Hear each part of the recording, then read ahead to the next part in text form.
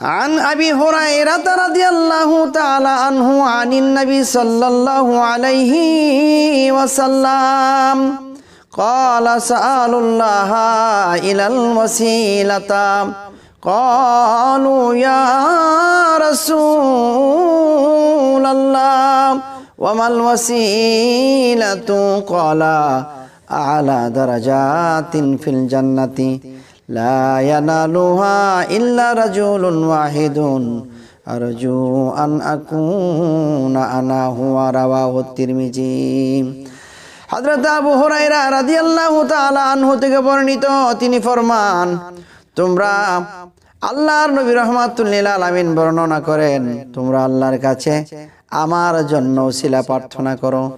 সাহাবায়ে কেরাম আরজ করলেন, ইয়া রাসূলুল্লাহ, ইয়া হাবিবাল্লাহ, ওসিলা মানে কি? ইরশাদ করলেন, ওসিলা হলো জান্নাতের মধ্যে সর্বোত্তম একটা সুন্দর আসন, যেটা কিয়ামতের ময়দানে একজন ব্যক্তিকে দেওয়া হবে। আশা করি আমি রাসূলুল্লাহ সেই ব্যক্তি যাকে আল্লাহ রাব্বুল আলামিন ওসিলার মর্যাদা দান করবে।